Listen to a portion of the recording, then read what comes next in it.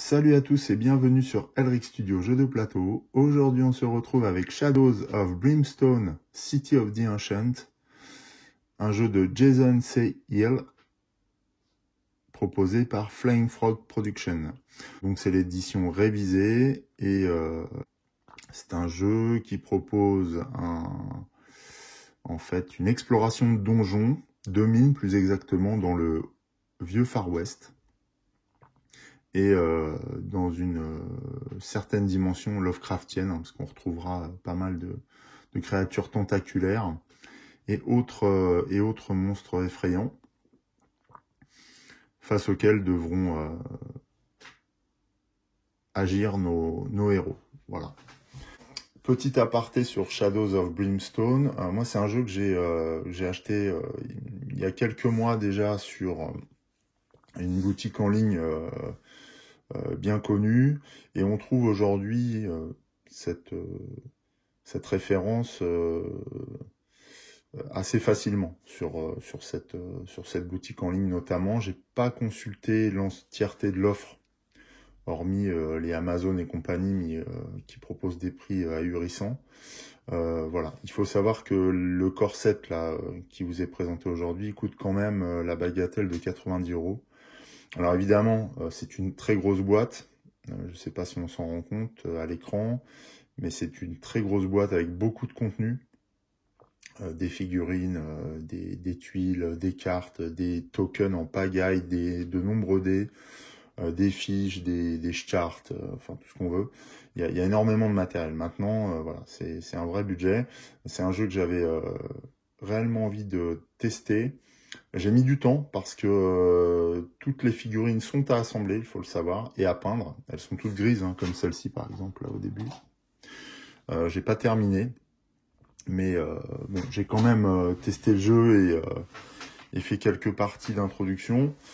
Et je vous avoue que le jeu est excellent et que je n'ai pas résisté à me lancer dans l'aventure en vous présentant la première mission de la campagne, et puis on verra ce que ça donnera. Il faut aussi savoir que c'est un jeu où on jette des brouettes 2D, mais vraiment. Hein. Donc si vous n'aimez pas le hasard, ben gardez vos 90 € et faites-en vraiment meilleur usage, parce que on jette des dés pour absolument tout action dans ce jeu. C'est ahurissant le nombre de dés qu'on jette. Alors évidemment, il y a moyen d'agir dessus, disons d'agir sur les statistiques et sur les chances d'obtenir des jets de défavorables, mais bon, pour autant, des fois, ça tient à pas grand-chose. Alors il faut savoir aussi que l'exploration de donjons dans ce jeu utilise un système de map tiles, donc de tuiles comme ça, qui vont apparaître de manière aléatoire, alors hormis quelques missions particulières, mais de manière aléatoire à l'aide de ce deck, hein, du map deck. Et pendant la partie, on va piocher des cartes, et donc du coup, chaque carte correspondant à une salle va révéler petit à petit la mine dans laquelle on progresse et que l'on découvre, avec évidemment ses surprises et ses périls. Donc voilà, donc un jeu rempli de surprises et de rebondissements, mais encore une fois extrêmement difficile, pas dans ses règles, bien qu'elles sont nombreuses, donc ce qui fait un petit peu la difficulté du jeu. Mais après, dans le gameplay, honnêtement, c'est fluide et c'est tranquille. Hein. Il y a une petite routine qu'on déploie à chaque tour, et puis ça va bien, quoi. Voilà. Voilà, après je vais pas tout vous expliquer parce que vraiment la particularité de ce jeu, ben, on le voit là, hein. Il y a le rollbook et il y a l'adventure book, donc il y a beaucoup de choses, vraiment, hein, beaucoup. Et à la limite, ce que je vous propose, c'est qu'on les découvre au fur et à mesure de cette première mission de base, sachant qu'on va pas faire les parties d'initiation parce que j'en ai déjà fait 2 ou 3 pour me familiariser avec les règles. Et que j'ai envie maintenant de rentrer un petit peu plus dans l'aventure, et aussi de customiser davantage mes persos. Voilà. Qu'est-ce que je peux vous dire d'autre en termes d'introduction, quand même, qu'on soit qu'on soit bien, ben on va passer, alors de toute façon on va procéder en plusieurs étapes, on va déjà parler du contexte de la mission et de la mission elle-même dans un premier temps. Ensuite, je vais vous présenter mes deux personnages. On les voit ici, là. C'est deux figurines. Alors, je vous expliquerai, je les ai peintes. Ça fait partie des éléments que j'ai peints, mais j'ai pas tout peint, hein, vous verrez. Il y a voilà, il y a les monstres qui sont en chantier, pour certains. Donc, bon, on va jouer comme ça. C'est quand même mieux que des figurines grises. Mais voilà, il m'en reste quelques-unes à peindre. Donc ça, c'est la deuxième partie. Je vous présenterai donc les héros. Et puis, évidemment, ensuite, nous démarrons, nous lancerons dans la mission. Voilà. Allez, c'est parti. Et bien donc, pour cette première partie, nous allons découvrir ensemble les éléments qui constituent la mission qui nous attend aujourd'hui. Alors j'ai oublié de vous dire, le jeu est entièrement en anglais. Je ne suis pas spécialement angliciste. Bon, je me débrouille et puis j'ai recours à des applis de traduction qui sont plutôt bonnes, hein, qui sont assez fiables en termes de sens, en fait. Hein. Elles permettent d'avoir une traduction relativement cohérente. Le niveau de langage utilisé, le niveau d'anglais n'est pas non plus très littéraire, donc ça permet quand même de se débrouiller facilement, même quand on n'est pas totalement bilingue. Hein. Il n'y a pas de problème. Alors bon, voilà. Mon accent est assez déplorable, je vous préviens. Je suis un cow-boy débutant, mais non, ça empêche pas du tout de jouer. Eh bien, on y va, on découvre notre mission, elle est page 13. Alors voilà, ça en dit long déjà.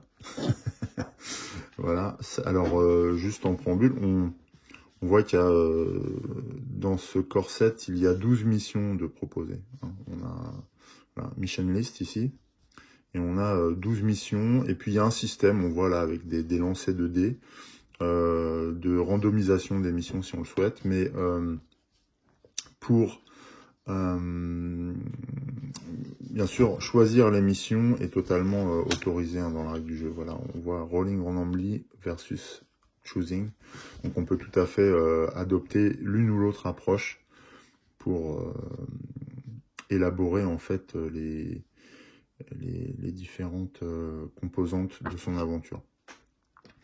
Par ailleurs, quand on est débutant comme moi, la règle préconise de prendre les missions dans l'ordre en fait, hein, parce qu'elles ont un enchaînement logique qui est assez sympa, qui en matière de story notamment peut, constitue vraiment quelque chose de cohérent. La première mission dont nous allons parler et que nous allons essayer de réussir s'appelle For a Few Darkstone More. Donc pour une poignée de Darkstone, ou alors pour quelques Darkstone de plus. Et voici l'histoire qui nous amène à aller vers cette aventure. Donc assis dans un saloon une après-midi, on entend parler par devers nous d'une mine située dans les collines non loin d'ici. Et cette mine contiendrait un large dépôt, un large deposit of Darkstone, donc une quantité importante un filon important de pierres sombres, et qui n'attendrait simplement que quelqu'un vienne et s'en empare.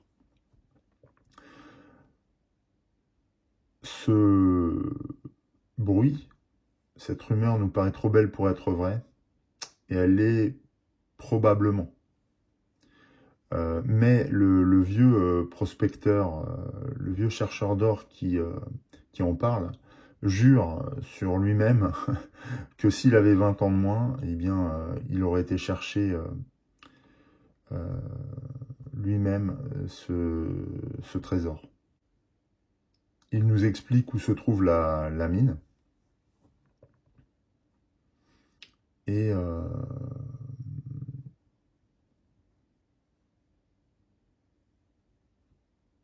nous décidons en fait à partir. Alors, nous décidons, donc nous verrons, hein, on a deux personnages, donc l'une s'appelle Wild Earth Carey, ouais, je les ai appelés avec des noms un peu, comme ça, un peu teintés de Far West quand même. Pour la petite histoire, ça c'est une figurine d'un autre jeu dont j'ai oublié le nom, qui se passe dans le Far West aussi. Ouais, c'est Cursed and je sais plus quoi, j'ai oublié. Mais voilà, j'aime bien cette figurine, donc je l'utilise. En plus, elle est raccord hein, avec le perso, donc il n'y a pas de problème. Et puis, j'utilise une figurine du jeu aussi, donc, qui est le Marshall, l'US Marshall, et qui, lui, s'appelle Red Cloud J. Donc, en fait, il a un nom indien. Voilà. Il a grandi avec des Indiens, donc il s'appelle Nuage Rouge. Et on verra pourquoi, parce qu'il peut être assez ténébreux et sanglant. En matière de setup, eh bien, this mission uses the standard setup and all heroes are start on the mine entrance map tile as normal. Donc, voilà. Donc, en fait, on va faire une mission classique. L'entrée de la mine, c'est celle-là. Donc, c'est une très belle tuile, très grande. On va disposer nos héros ici. Et voilà, le plateau est prêt. Puis derrière ça, on va développer la mine au fur et à mesure de nos découvertes. En matière d'installation, on a également le deck de loot, le deck de scavenge, donc le deck, le map deck pour découvrir la mine au fur et à mesure, et puis le death track. Dans ce jeu, donc la progression des aventuriers est indiquée par ce jeton là qu'on va avancer.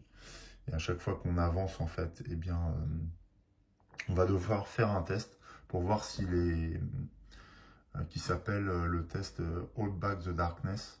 Et en fait, donc on va essayer de repousser les ténèbres grâce à notre présence et notre lumière, puisque l'un de nos personnages est muni d'une source de lumière, d'une vieille lanterne, voilà, qui permet de contenir ces ténèbres.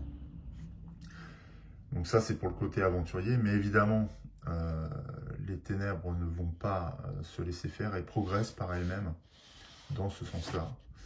Et donc, si on échoue à ce fameux lancer de Hold Back the Darkness, eh bien, le jeton vert là progresse lui aussi dans le sens inverse.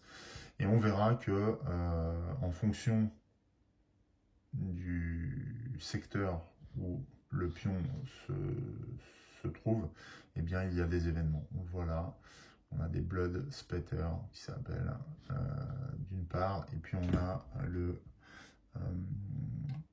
Growing Dread, un mot que j'arrive difficilement à dire, donc je m'excuse pour ceux qui sont très bons anglophones, mais moi je suis mauvais, donc ça va être, je vais un peu vous écorcher les oreilles pendant la partie. Voilà. Et donc on va voir que à chaque fois qu'on tombe sur ce type de case, eh bien des événements plus ou moins périlleux viendront se mettre sur le chemin de nos aventuriers.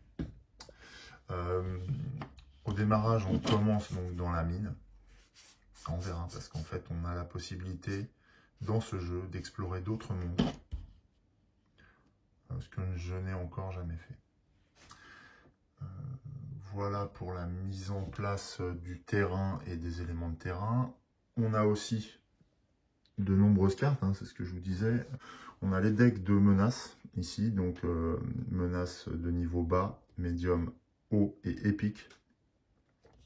Dans cette mission, nous serons amenés à affronter tous les niveaux, y compris le niveau épique apparemment. Voilà.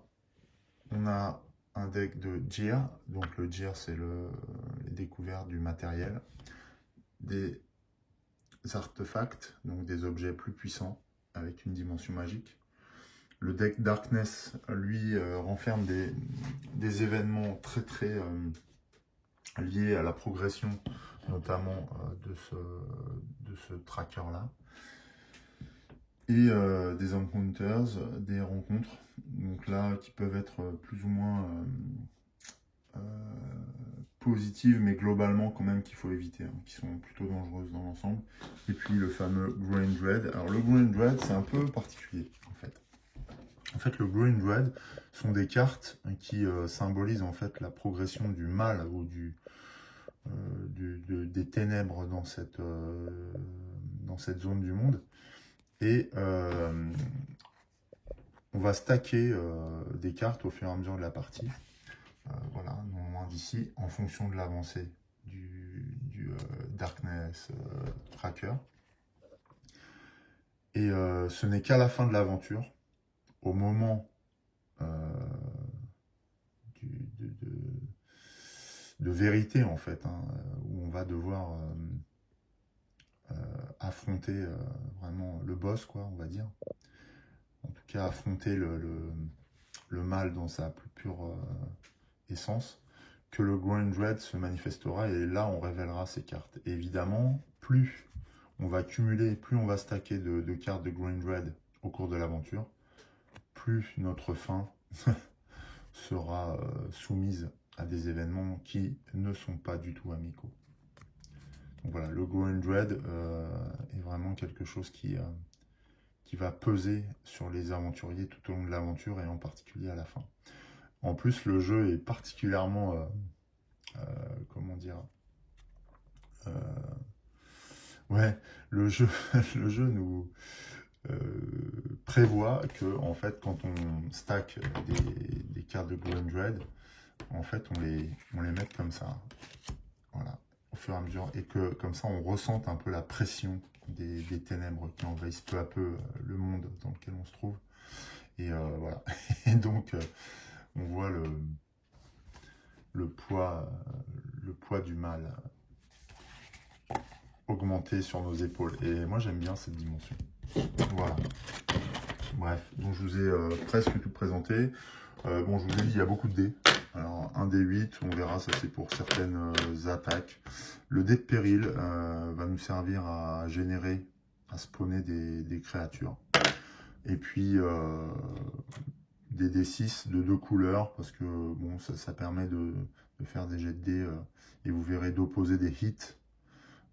Soit, moi j'utilise les rouges souvent pour le côté Darkness, et puis les blancs pour le côté aventurier.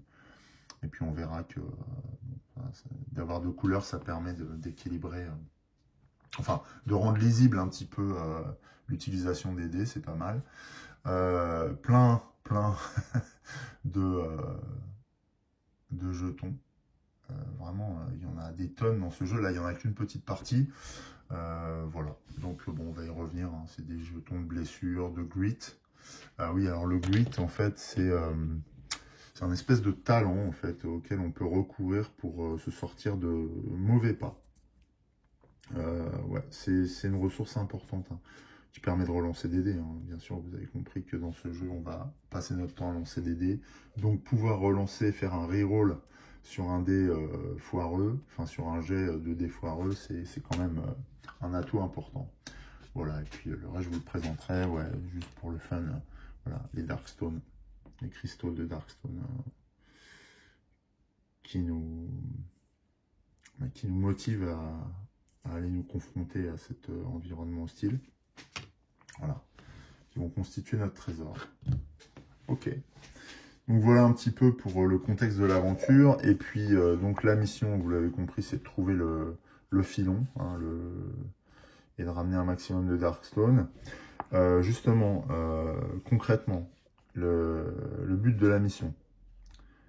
The heroes are searching for a deposit available Darkstone up in the hills. Bon, ça on sait. To reach the Darkstone deposit that they are looking for, the heroes must be enough clue icon on exploration token to lead them to the objective. Donc en fait, il va falloir qu'on trouve suffisamment d'indices pour qu'il puisse nous conduire jusqu'au filon. Et la mission, enfin le jeu nous permet de choisir une mission plus ou moins difficile et plus ou moins longue. Donc nous, on va rechercher un petit filon. Et donc pour trouver ce petit filon, nous devrons trouver deux indices. Voilà. Special rules. There are no special rules for this mission. Donc là, on est tranquille, il n'y a pas de sujet particulier. Et au niveau de l'objectif en lui-même et dans son gameplay, when the final clue is discovered, the heroes have found the dark stone deposit they were looking for. Donc en fait, quand on trouve le deuxième indice, eh bien c'est à ce moment-là qu'on est sur le lieu du filon et que nous révélerons les cartes de Grand Red qu'on aura stacké tout au long de l'aventure. Et à ce moment-là, on devra faire face à une menace de niveau épique. Et enfin, une fois qu'on aura défait cette menace, eh bien on aura réussi notre mission. Voilà comment va se passer cette aventure. On passe au personnage.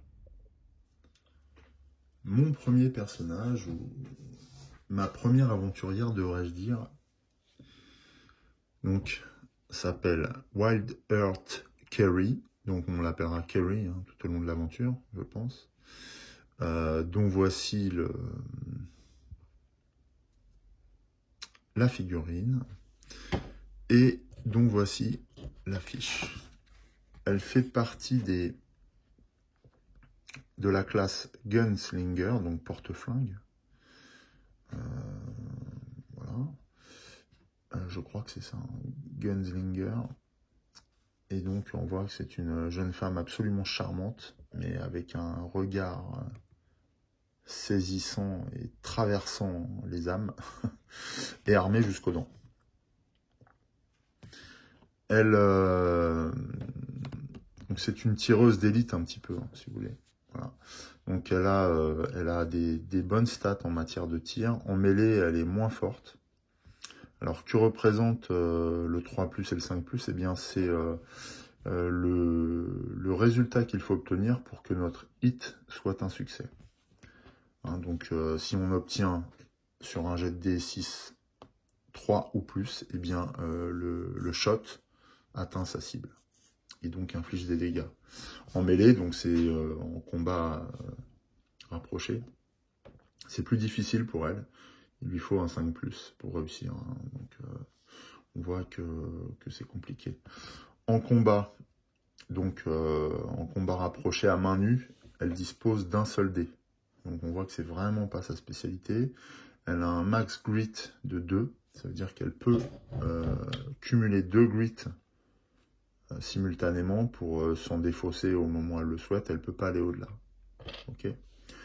En santé, elle a 10 points de blessure. Elle peut résister à 10 dégâts. Et elle a un jet de défense de 5+. Alors dans ce jeu, on verra que en fait, dès qu'on prend un hit d'un ennemi, on jette un D6 et que donc ce résultat doit apparaître sur chaque D6 lancé. En sanity, donc la santé mentale, elle a 12 et elle a un jet de, alors là on n'est pas sur la défense mais de volonté. Donc tout ça, bien sûr, on est dans la dimension un peu Lovecraftienne, enfin très Lovecraftienne même du jeu. On voit qu'on a retrouvé les mêmes choses que dans Arkham notamment. Et donc on voit que sa résistance, sa capacité en tout cas à résister aux horreurs Lovecraftiennes notamment est quand même pas mal puisqu'elle réussit ses jets de dés sur un 4 et plus. Quoi. Donc pareil, si elle se prend un hit en sanity, eh bien elle lancera un D6. En abilities, elle dispose du Quick and the Dead. Donc uses the 6-shotter template. En fait, elle utilise ce petit plateau là. Ce petit plateau, c'est un barillet de revolver qu'elle l'a soigneusement chargé de 6 balles de type Dead Eye Shot. Et ces balles infligent plus 2 dommages à un adversaire, à un ennemi. Donc en fait, on verra à ce moment-là comment on l'utilise, mais en gros, quand on lance un dé pour faire nous-mêmes un hit à un ennemi, qu'on réussit ce hit et que ensuite on fait un lancer de dés pour connaître le nombre de dégâts qu'on inflige à l'ennemi, eh bien on peut utiliser, après le lancer, on peut décider d'utiliser un Dead Eye Shot pour ajouter plus 2 au résultat obtenu sur le hit de dommage. Donc c'est ultra puissant et on voit que on dispose d'un barillet complet de 6 munitions de ce type-là. Donc c'est un finisher quoi en fait. Voilà, elle a d'autres compétences. En agility, si on a un jet de dés à faire, alors là, ça indique non pas le résultat à obtenir sur le dé, mais le nombre de dés qu'on utilisera. Donc agility, cunning, donc, la ruse, hein, spirit, strength, la force, l'or, le savoir, luck, la chance. Voilà. En initiative, elle est très rapide. Hein. C'est une femme très très véloce. Tireur vraiment un des tireurs de l'Ouest le plus rapide. Donc elle a 6, une initiative très élevée. Plus le résultat est important, plus la vitesse est importante et plus l'initiative est élevée. Ce qui veut dire que le personnage, lors des combats, a des chances d'attaquer en premier, quoi. Voilà. Qu'est-ce que j'oublie d'autre? Non, bon, on a fait le tour. On a fait le tour. Voilà, on a fait le tour pour la fiche de personnage. Donc on a un grit au départ. Ce qu'il faut savoir, c'est que ayant déjà accompli une mission que j'ai comptabilisée, hein, une seule mission, parce que j'ai fait plusieurs parties d'initiation, et la dernière, je l'ai intégrée dans ma campagne pour déjà pouvoir un petit peu améliorer mes personnages, parce que vous allez voir que le jeu est franchement difficile. Et donc, eh bien, dans son side bag, le side bag, en fait, c'est ce qu'il y a sur les chevaux, parce qu'on, par défaut, on a un cheval de base, et donc le side bag, c'est ce qu'on range dans les sacoches, en fait. Et on a deux bâtons de dynamite qu'on a trouvés dans l'aventure précédente. On a également, alors ça, c'est une compétence qu'on choisit, un attribut personnel qu'on choisit en début, au moment de la création du héros. Donc on voit, c'est sur la classe Gunslinger. Hein. Il y a aussi une version masculine. D'ailleurs, c'est de l'autre côté, je vais vous le montrer. Je détaillerai moins le deuxième personnage, mais là je vous montre, voilà, le Gunslinger en version masculine est là.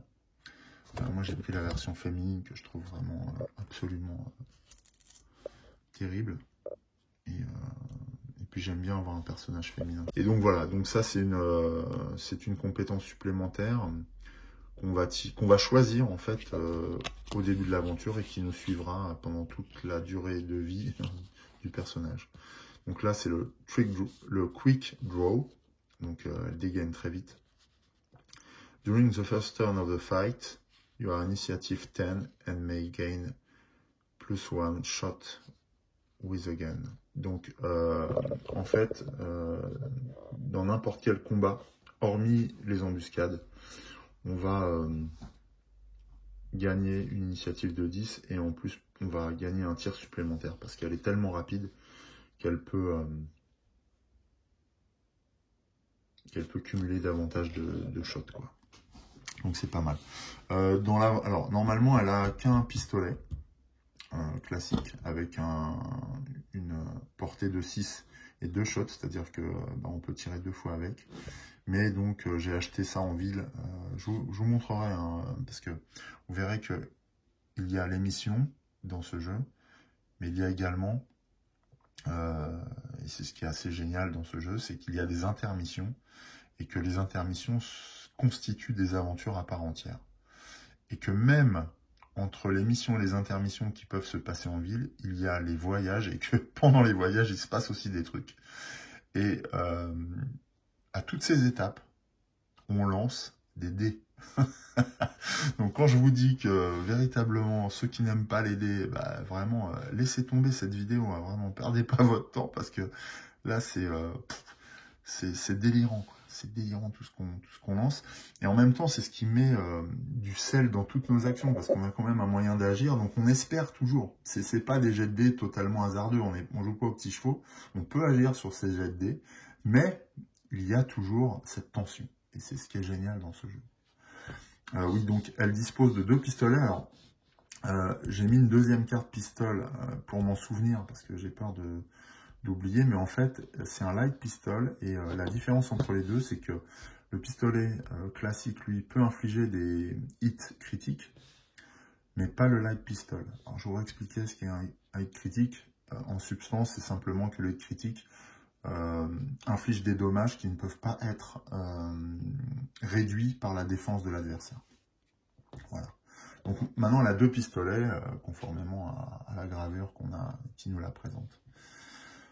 Donc voilà pour Carrie. Dernière chose, elle a des tags, elle a des bottes que je trouve vraiment classe. Alors ça, ce sont des attributs personnels, des objets personnels qu'on tire au hasard dans un deck d'objets personnels, voilà, avec plusieurs cartes au début de la partie, et qui sont attachés après au personnage pendant toute sa carrière.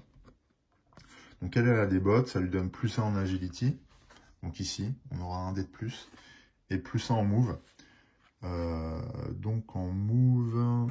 Ah oui, ben en move, en fait, on verra que même pour bouger dans ce jeu, on lance on fait un jet de D6, et que c'est le résultat du dé qui donne la distance à parcourir. Et on aura sur ce résultat plus 1 en move. Voilà. Donc ce sont les bottes d'aventurier. Voilà pour Wild Heart Carry, que je trouve absolument magnifique. Wild Heart Carry, on va la positionner dans la mine. Donc on peut utiliser les 8 cases, on va la positionner un petit peu en... voilà. Sur une case centrale, pour qu'elle ait une vue bien dégagée, et en même temps qu'elle soit pas trop enfoncée dans la mine tout de suite, simplement parce que déjà, elle est rapide, donc elle va avancer rapidement, c'est pas la peine de trop avancer au démarrage. Et surtout, elle n'a pas la Hold Lantern, puisque celle-ci se trouve dans les mains de Red Cloud J. Et donc, ce qui me donne une transition pour vous présenter l'US Marshall, que nous allons appeler Red, hein, je pense, pendant la partie. Voilà. Donc Red, voilà, j'ai essayé de peindre son perso. Donc c'est vraiment une des figurines du corset. Hein. Voilà, véritablement, là, il y a pas mal de héros, ils sont assez cool. Il y a un Bandido, il y a une Saloon Girl, il y a le Gunslinger, là, mais en version garçon. Et donc il y a 4 personnages en figurine. Je vous les montrerai à la fin de la partie si vous voulez. Et donc voilà. Là, forcément, j'ai pris la version masculine, mais il existe aussi la version féminine qui est hyper classe. Mais j'ai pas encore la figurine, et je pense que je vais en chercher une pour pouvoir jouer la classe US Marshall en version féminine, parce que j'adore en fait. Donc il faut que je trouve ce personnage aux cheveux courts là que je trouve chouette, qui a l'air assez coquine en fait, assez expiègle, voilà. Et en même temps, ouais, un chouette regard aussi. Hein. J'aime bien les gravures de ce jeu. Bref, mais par contre, ils ont exactement les mêmes caractéristiques, hein, que ce soit version homme ou femme.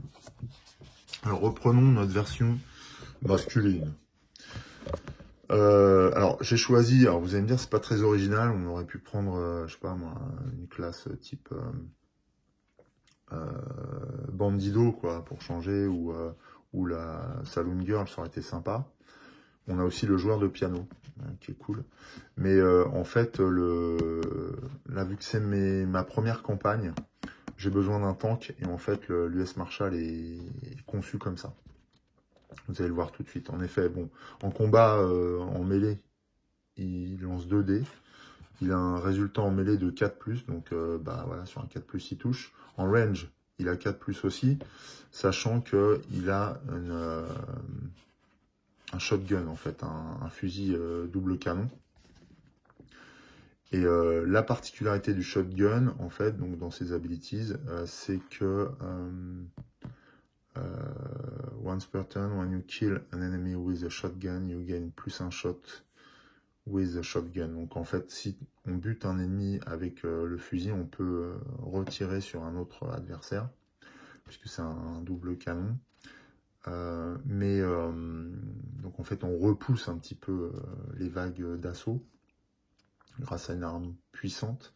Et ce qu'il faut savoir d'ailleurs, c'est que le shotgun utilise un D8 et non un D6 pour infliger des dégâts et faire même les hits pour générer les touches. Donc en fait, c'est une arme très puissante.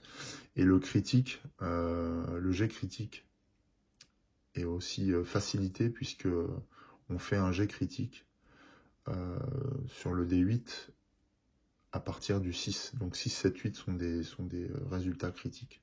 Alors qu'on n'a qu'un résultat critique sur un 6, sur un jet de dés à D6. Bon bref, là je m'égare un peu, mais c'est pour vous dire que c'est une arme super puissante, quoi. Donc il peut tirer qu'une fois, mais par contre ça déménage. C'est un tank aussi parce que bon, il a 10 blessures comme Curry, mais il a un jet de défense de 3+. Donc lui, les succès sont quand même plus faciles à obtenir que Curry qui a un 5+. En Sanity, il est comme Curry. Par contre, c'est-à-dire qu'il obtient un succès sur un 4+, mais il a que 10 en Sanity. Alors, il faut savoir quand même que, un petit peu comme Curry, que j'ai customisé grâce à la première aventure, eh bien, j'ai aussi gagné 2-3 trucs pour Red, et notamment un poncho qui lui donne +1 en health et +1 en sanity. Alors c'est pas +1 en dé ou en truc, mais +1 ici et là. Donc il a 11 et 11. Par ailleurs, j'ai attaché une Darkstone. Alors ça, vous verrez qu'on peut customiser en fait les objets par différents moyens. Je sais pas si on voit là, ouais. Par différents moyens grâce à des runes, des Darkstones, etc. Il y a des petites choses à faire quand on est en ville. Et on peut renforcer les objets. Donc là, c'est ce que j'ai fait. Et donc le poncho permet at any time the darkness move on the death track, you may heal 1 sanity. Donc en fait, à chaque fois qu'ici le tracker va bouger, eh bien Red regagnera 1 en sanity s'il a été touché. Donc on pourra soigner une blessure de santé mentale. Ça, c'est son fameux shotgun. Donc on voit une portée de 5. Bizarrement, elle a moins de portée que les revolvers, mais je pense que c'est un espèce de canoncier en fait. Et shot 1 seulement. Mais par contre, use the D8 to hit and for damage. Donc là, on touche avec le D8, donc beaucoup plus de chances de toucher. Hein. Donc un 6, 7, 8 compte comme un critique heal, un critique hit, pardon. Il a aussi, alors ça c'est un de ses attributs personnels piochés au départ. Il a +1 en spirit, puisqu'il a le médaillon avec des membres de sa famille. Alors, je ne sais pas si c'est sa fille ou sa femme, ou les deux, je ne sais pas. Et donc il a +1 en spirit. Et il a également une capacité, you may add +1 to roll for catch and breath. Alors, for catch your breath. Alors, on verra qu'à la fin des combats, les héros peuvent reprendre leur souffle en fait. Et donc c'est là où ce résultat intervient, est intéressant. Bon, là-haut de lanterne, on en a parlé. Et enfin, il a le badge de Marshall. Et donc, si on le défausse, c'est une fois par aventure. On peut augmenter le nombre de shots pour l'ensemble des aventures ou le nombre de dés de combat pour la prochaine activation. Voilà. Donc ça donne un avantage certain au combat si on est face à des créatures très très puissantes. Lui aussi a un side bag, donc il a un grit aussi qu'on va remettre sur sa fiche d'ailleurs. Voilà. Il a un side bag dans lequel il a du whisky qui sert à regagner des points de sanity et des bandages qui servent forcément à réparer des dommages en health ici. Voilà, j'ai pas parlé de son agility, cunning, spirit, strangler et luck. Il a des caractéristiques assez moyennes. Voilà. Il est à noter qu'il a 4 en initiative, donc beaucoup moins que Carrie. Donc elle sera souvent amenée à agir avant lui. Voilà pour ce qui concerne Red. On est complet là sur nos persos. Je vous l'ai dit, c'est un jeu dense où il y a beaucoup de choses. Et on le voit déjà au niveau des personnages. Donc bon, après, voilà. Ça demande un certain temps. Les parties durent un petit peu. Mais qu'est-ce qu'il est bien, quoi. Voilà. J'ai oublié de vous parler de son attribut en tant qu'US Marshal que j'ai choisi au départ parmi 3 cartes. Donc, j'ai choisi le Cleaning Up the West. Donc, son but, c'est de nettoyer le Far West. Anytime you kill an enemy, you may heal 1 wound and 1 sanity and gain 10 XP. Et j'augmente mon max grit. Donc là, mon max grit, à la base, il est de 2. Il est de 3 désormais, donc je peux cumuler 3 grits ici. Donc on voit que là, quand on bute un ennemi, on se soigne en même temps. D'où son nom de Red Cloud Jay. Vous avez compris. Il se nourrit un petit peu du sang de ses ennemis. Ouais, c'est un personnage assez sombre, ce Red. Voilà pour nos persos. On n'a plus qu'à se jeter dans l'aventure maintenant. Et bien que les choses sérieuses commencent. À tout de suite.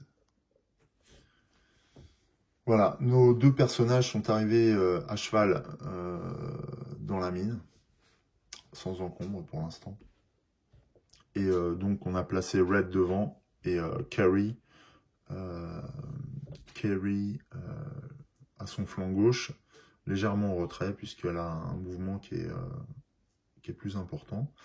Alors, comment se déroule un tour? Alors, je vais détailler un petit peu là sur le début de la partie, et puis au fur et à mesure, forcément, on accélérera. On verra qu'il y a beaucoup d'étapes qui sont assez rapides, en fin de compte. Une fois que l'on connaît, en fait, la routine à utiliser. Pour ce faire, on va utiliser le Rarebook. Voilà. Totalement en anglais aussi.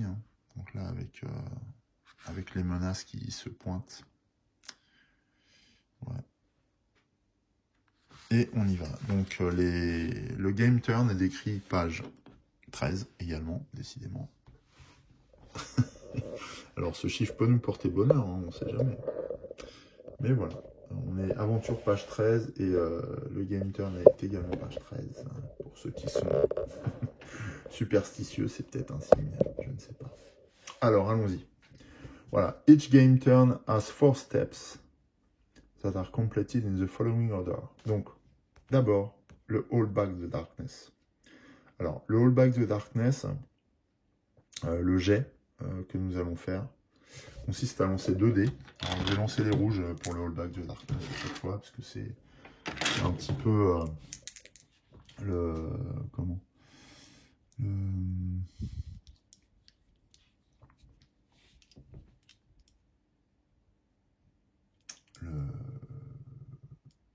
le signe de l'avancée des ténèbres. Donc voilà, c'est pour ça que j'utilise des dés rouges. Et c'est toujours symboliquement, alors là je joue en solo, donc ça n'a pas d'importance, mais quand on joue en multi, c'est toujours le joueur avec la haute lanterne qui lance les dés. C'est lui qui est responsable. C'est assez cool. Ok. Eh bien, donc nous avons fait un 8. C'est un succès. Et oui, parce qu'on voit que sur cette premier tiers de l'aventure, il nous faut, pour repousser les ténèbres, un 7+. Voilà. Plus on avance dans l'aventure, plus les résultats seront élevés. Donc là, avec un 8, on est tranquille. Le curseur de le Darkness Track, le Death Track, ne progresse pas. Ok, donc c'est plutôt déjà une bonne chose. Ensuite, deuxième étape, Models Activate in Initiative Order. Donc Models, en fait, c'est les figurines, hein, forcément. Et la particularité de ce jeu, c'est que Models intègre non seulement les héros, mais également, quand il y en a, les ennemis. Donc, eh bien, le tour de jeu s'articule sur les actions de la totalité des protagonistes, en fait. Et pas seulement des héros. Il n'y a pas un tour héros, un tour ennemi. Non, non, là, ça agit de manière imbriquée. Et donc, les tours sont hyper variés. Models Activate in Initiative Order. Alors, qu'est-ce qu'on peut faire à notre tour? Alors là, nous, Initiative, vous le savez, c'est Carrie qui va jouer en premier. Initiative. C'est une femme énergique et déterminée, donc je le disais. Et donc, elle aime prendre l'ascendant. Et donc, elle va avancer. Comment on fait? Eh bien, elle a plus en mouvement, je vous le rappelle, grâce à ses bottes. Donc déjà, on va commencer par bouger. Et on lance un dé pour ça. Elle fait un 1. Donc, elle ne va pas aller très vite. Néanmoins, obtenir un 1 sur un jet de dé de mouvement, c'est le moyen principal pour récupérer un grit. Donc, c'est assez génial, en fait. Parce qu'elle n'avait pas besoin d'aller trop vite, puisqu'elle n'a pas la haute lanterne. On verra que si on découvre une tuile sans avoir la haute lanterne, il se passe des choses. Voilà, c'était pas mon intention. Donc, moi, je suis assez content, en fait. Elle obtient un grit en début de partie, comme ça. Et elle avance de 1. Et donc, elle va juste progresser. Voilà, comme ça. Elle avance prudemment, on va dire, Carrie. Elle a beau être combative et aventureuse, elle n'est pas folle. Et elle est prudente. Hein, c'est ce qui en fait une aventurière aguerrie. Ok, donc voilà pour Carrie. Que peut-elle faire d'autre? Eh bien, quand on a progressé sur une map tiles et qu'on a avancé, on peut explorer. Mais on y reviendra, parce que sur la première, sur la map tile d'entrée, on ne peut pas le faire. Par contre, on peut faire deux choses. On peut scavenger, c'est-à-dire qu'on peut faire une action de recherche, et cette action de recherche, elle est double. Enfin, il y a deux possibilités, soit scavenger, soit regarder à travers une porte, mais quand on se trouve sur la zone comme ça, intermédiaire entre deux tuiles. N'étant pas sur cette zone, elle va scavenger. Pour scavenger, c'est un nouveau jet de dés. Vous voyez, hein, on a fait des jets de dés pour absolument tout depuis le début. Et on lance 3 dés. Pour chaque 6 obtenus, on prendra une carte de scavenge. Eh bien, elle n'obtient aucun 6. Donc, elle ne découvre rien du tout dans ce lieu. Voilà pour le tour de Carrie.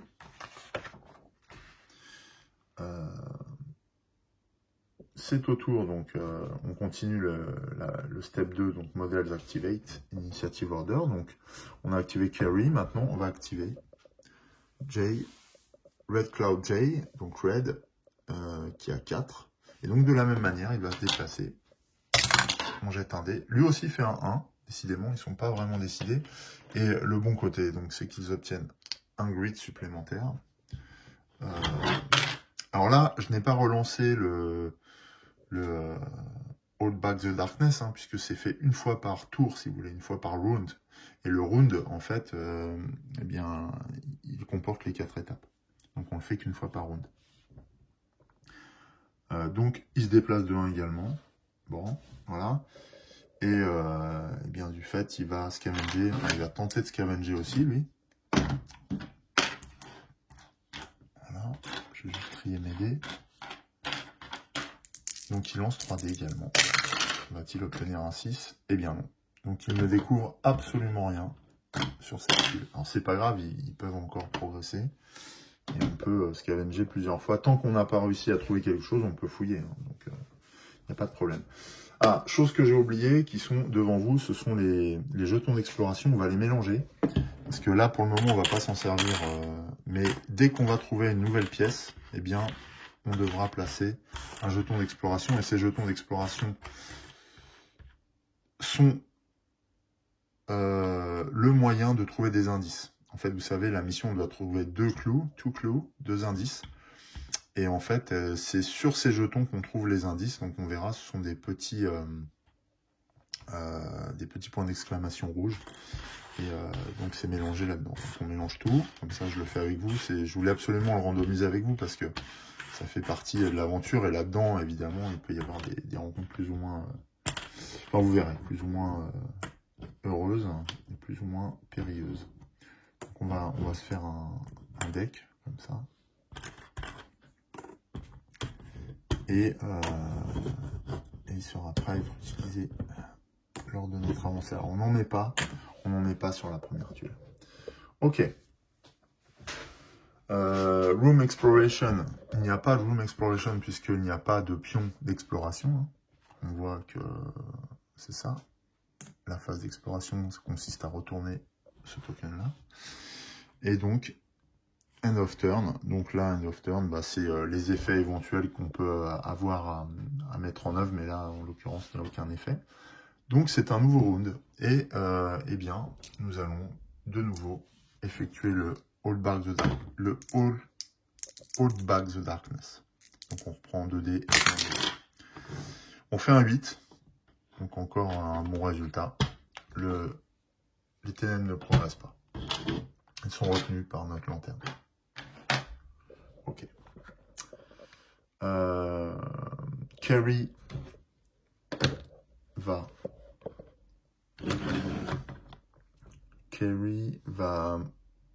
bouger. Alors tout à l'heure, je l'ai bougé de 1, j'aurais pu la bouger de 2. Mais c'est pas grave. J'ai oublié. Maintenant, je sais que j'ai plus 1 en mouvement. Donc là, c'est 1 des 6.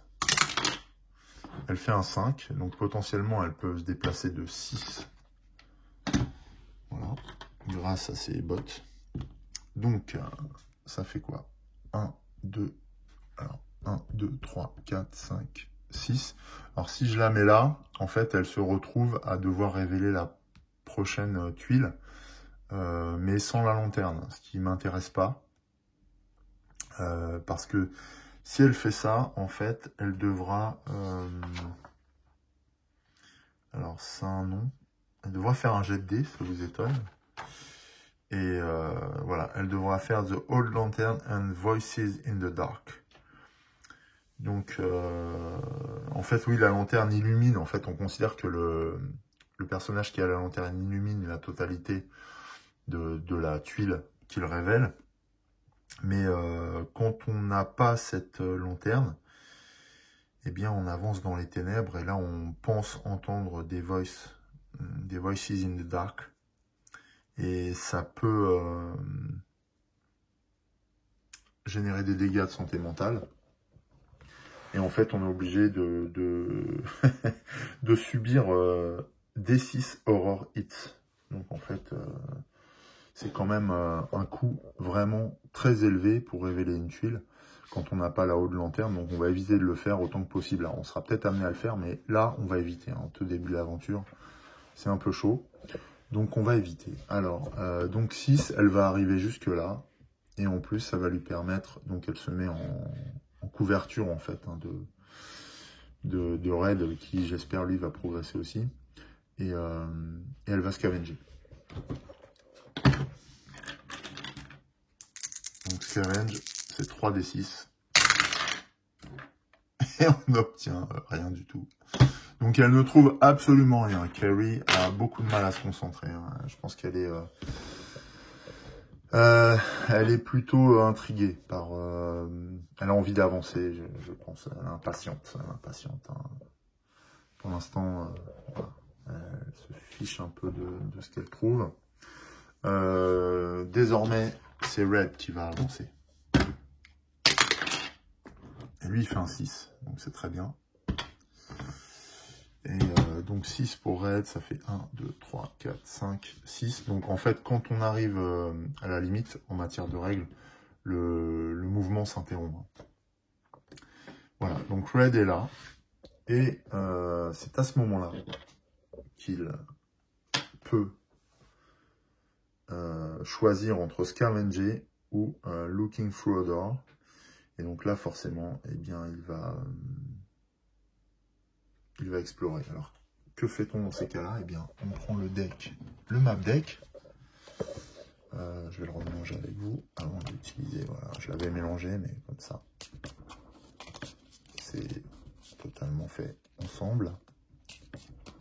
Et donc, on pioche. Et voilà. Ok, The Vault. Donc là, c'est une première pièce que nous allons révéler. The Vault.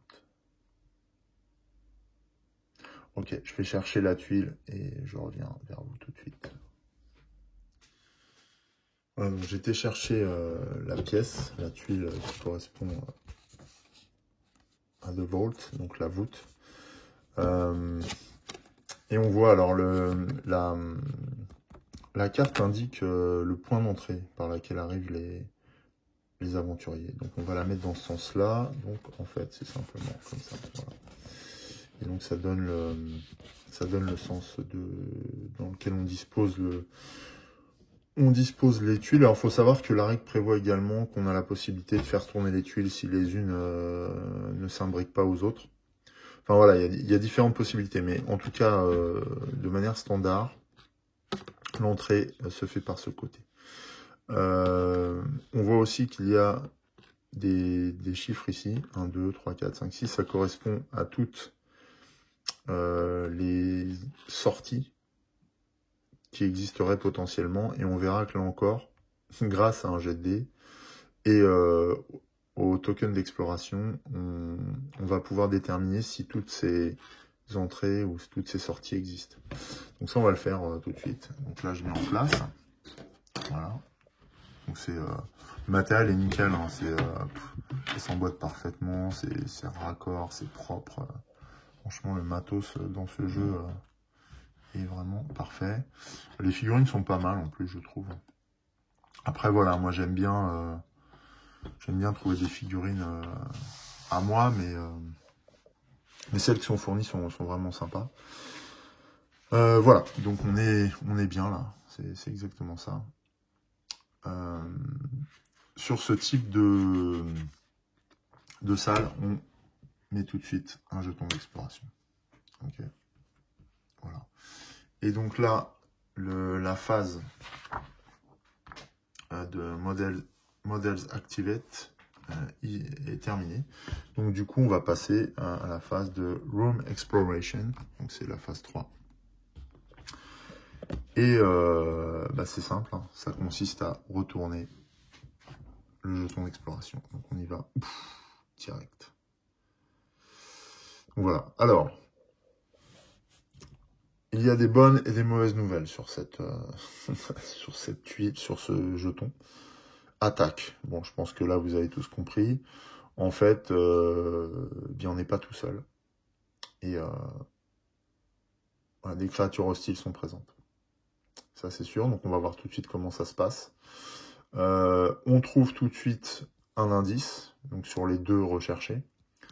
Donc, vous voyez, ça peut être assez rapide, hein, sachant que, voilà, on a tous ces jetons-là. Donc là, bon, après avoir mélangé, on tombe tout de suite dessus. On est sur la bonne piste. Mais ce n'est pas sans encombre. Et puis, les deux symboles, là, que vous voyez, représentent deux sorties potentielles. Et donc, c'est là où interviennent les chiffres ici. En fait, on va jeter un dé, on va voir quelle sortie est obstruée, n'est pas utilisable. Donc, on va jeter un dé, 6, qui nous donne 2. Et donc, on voit que le 2 est fermé. Donc, le 2, c'est là-haut. Hein. On met dans le sens. Et on voit qu'ici, en fait, c'est éboulé. Il n'y a pas de possibilité de passer. Ce système-là garantit, en fait, des donjons, des aventures différentes, puisque forcément, la géométrie du terrain va varier d'une fois à l'autre. Ce qui est sympa, donc on met, voilà, il y a des petites tuiles qui permettent de fermer la zone. Et donc, on configure notre mine comme ça. Donc c'est extrêmement bien fait, hein. Il n'y a pas de lézard. Voilà pour ce qui est des entrées et sorties. On va mettre ça dessous. Ah oui, parce qu'il ne faut pas repiocher la même 2 fois, parce qu'il n'y a qu'une tuile. Donc on la met en dessous, mais de manière visible, comme ça se fait la défausse, mais sans prendre de place, parce que c'est vrai que ce jeu, quand vous regardez, prend énormément de place. D'ailleurs, je pense que peut-être, selon le développement de la mine, on sera obligé de mettre une deuxième table. Du coup, j'ai acheté des tables pliantes. Et ce qui fait que je peux en mettre plusieurs, les unes à côté des autres, pour augmenter ma surface de jeu. Ce qui est souvent très utile quand même.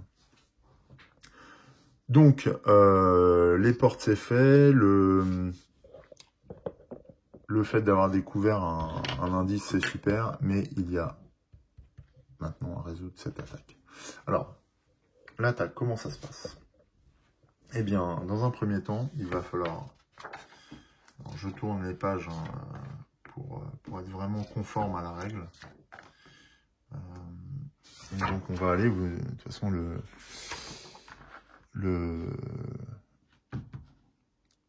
livre de règles est très bien fait, voilà. On a tout ce qu'il faut. Et donc quand on révèle un jeton attaque, on arrive dans le chapitre Fight. Et donc, que nous dit-il? Eh bien, en première, je vous passe les détails, mais en première étape, quand on tombe sur ce type d'événement, eh bien, on doit piocher une carte de menace. Quand on joue à 2 joueurs, en solo, on prend une menace de niveau low. Voilà. Et on a un deck, donc ce sont les cartes vertes. Alors, niveau low, ça ne veut pas dire que, même si c'est niveau bas, honnêtement, vous allez voir, c'est pas toujours simple. C'est même pas simple du tout. Parce qu'on peut des fois tomber sur des menaces plus ou moins importantes, plus ou moins difficiles à battre, déjà au niveau low. Donc allez, on y va, c'est parti. Donc on voit un ou 2 héros. Ouf. Alors là, direct, voilà. On va tomber face à une Night Terror et un nombre à déterminer de Void Spider. Donc voilà le comité d'accueil dans la voûte, sous la voûte. Donc on va aller chercher une figurine. Donc voilà une Night Terror. Alors c'est une que j'ai peint. Bon, ouais, je suis pas un expert de la peinture, mais c'est plus sympa que des figurines. En fait, j'avais vraiment envie de jouer, donc j'ai pas passé de temps. J'ai fait très vite. Bon, ça ressemble à peu près à ce qui est dessiné, donc ça va. Et puis, eh bien, des espèces d'araignées, là, un peu crades. Et donc, pour connaître le nombre d'araignées, eh bien, on va lancer le fameux dé de péril. Il faut savoir que ce dé n'a pas de face 1 et 2, il a que des faces 3, 4, 5, 6. Donc, voilà, ça donne le ton encore. Et nous allons faire face à 5 araignées. Donc, c'est pareil, je vais installer ça. Alors, le jeu est là encore hyper bien fait puisqu'il prévoit la manière dont on installe, dont on rencontre en fait les ennemis. Et on voit que selon l'angle, enfin l'entrée qu'on utilise, on verra que les ennemis sont disposés face à nous dans un certain ordre. Et dans un ordre d'initiative. C'est-à-dire que si je relis, donc c'est les monstres avec une initiative moins importante sont au fond et ceux avec une initiative plus importante sont devant, forcément. Je sors les fiches perso et on fait la disposition ensemble pour voir comment ça marche. Et bien, voici le comité d'accueil présenté. Donc, nos 5 Void Spiders et notre Night Terror. Voilà, donc on voit déjà que on se prépare à une confrontation qui ne va pas être facile parce que de nombreux ennemis, hein, alors que nous sommes 2. Donc on va mettre ça dans une des fosses. c'est préconisé dans la règle. On a vraiment une défausse des menaces aussi, pour chacune des menaces. Ce qui veut dire qu'on pioche une nouvelle menace différente à chaque fois. Et donc, on va pouvoir disposer maintenant les ennemis sur le terrain. Comment fait-on? Eh bien, on va utiliser pour ça les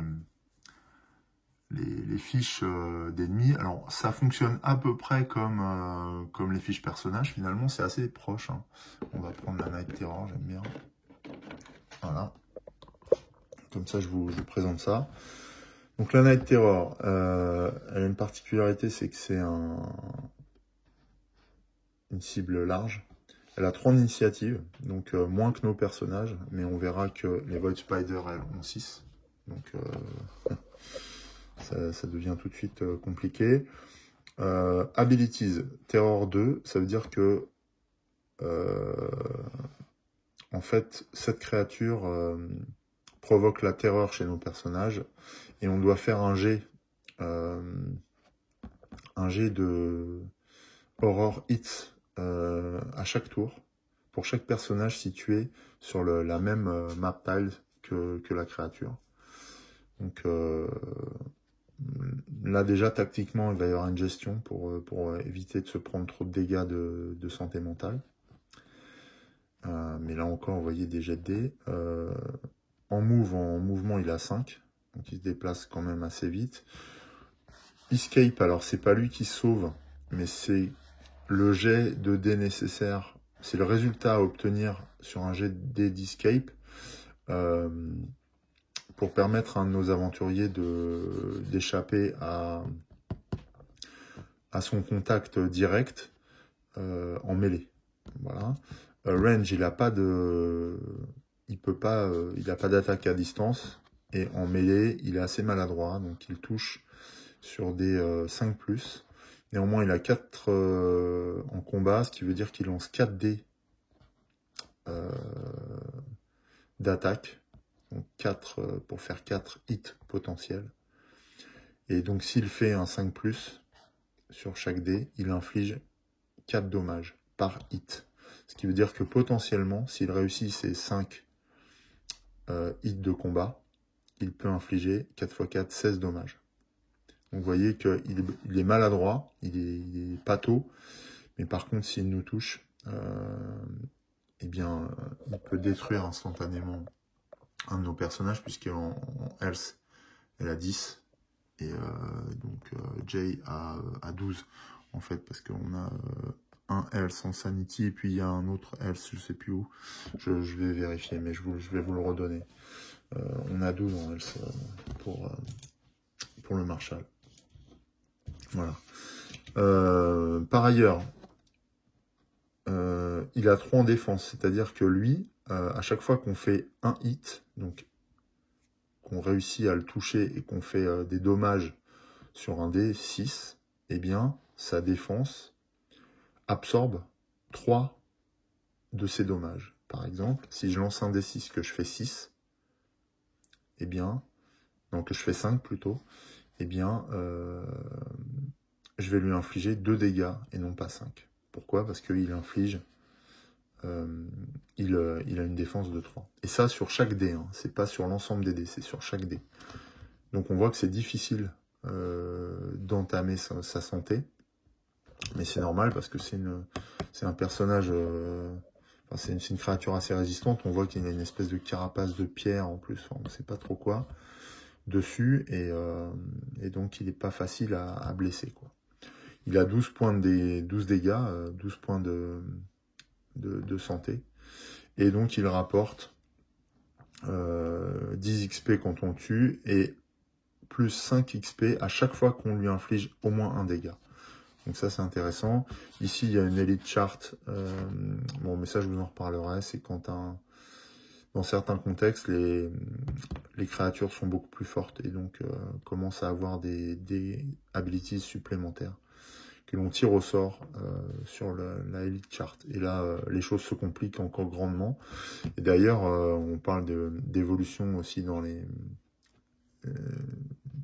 caractéristiques des ennemis. On a aussi une version brutale de nos ennemis. Et là encore, Là, on voit par exemple, hein, c'est 20 vies et il inflige plus 4 dommages, mais 6 dommages à chaque hit, quoi. Donc on voit que la difficulté est beaucoup plus importante. Son initiative est également augmentée. Bon, on va être sur cette version-là là, pour cette première mission. Voilà, ça c'est pour la Night Terror et la Void Spider. Donc vous avez compris, hein, l'initiative étant de 3 de la Night Terror, elle va être placée en premier sur la tuile. Donc là c'est un peu long, je suis d'accord. Mais après, ça se fera bien naturellement. Mais c'est un placement important, donc je vous l'explique. Parce que tactiquement, après, ça a vraiment une incidence. Donc là, on voit hein, le 1, il est situé face à l'entrée. Donc là, il est là, en fait, tout simplement. Il peut déborder un peu. Donc voilà où va se placer la Night Terror face à nos investigateurs. La pièce n'est pas très grande. Hein. Donc on va tout de suite être au contact. C'est la même chose pour les Void Spiders, donc 4+ en mêlée. Elles ont 2 dés de combat, donc elles touchent plus facilement. Elles infligent que 2 dommages, elles n'ont pas de défense, que 3 points de vie. Par contre, elles ont un move de 8, donc elles peuvent vite nous submerger. Et pour leur échapper, c'est un 4+, donc c'est plus difficile. Et surtout, elles ont une initiative de 6, donc elles vont attaquer les premières. Parce que même si Carrie a 6 en initiative, la règle prévoit que à initiative égale, ce sont les ennemis qui attaquent en premier. Normal, ils sont là, tapis dans le noir, prêts à bondir sur une proie potentielle. On continue à installer donc les ennemis. Eh bien, alors là, c'est assez particulier. Je pense que voilà, on va faire comme ça. Donc par rapport au schéma là, tac.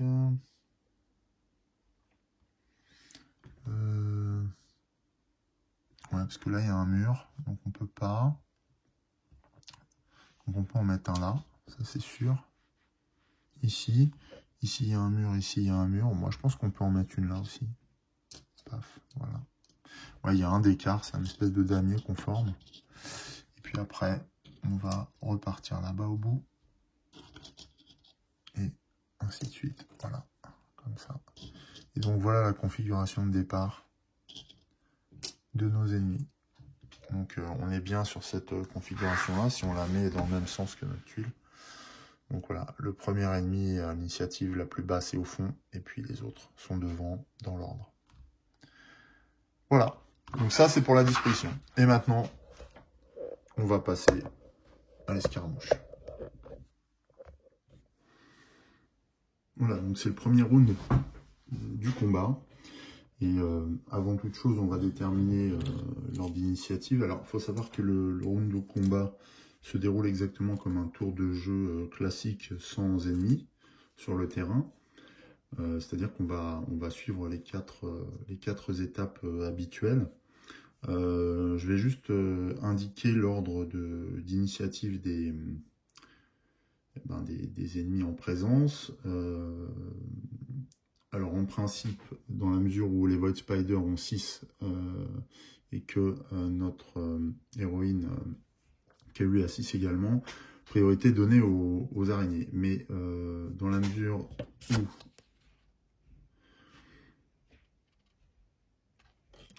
Carrie a le Quick Draw, c'est elle qui va commencer pour ce premier tour. Voilà. Et ensuite, l'ordre d'initiative sera rétabli et donnera la priorité aux araignées. Voilà, donc pour le premier round de combat, on a Carrie qui attaque en premier, les araignées en second. Ensuite, c'est au tour de Red. Et la Night Terror, elle, terminera le tour de combat. Voilà. Évidemment, on va faire un lancer de Holdback de Darkness. Alors, dans le début de l'aventure, je me suis rendu compte que j'avais fait un double un moment et que je ne l'ai pas pris en compte. Je crois que c'était un double 5.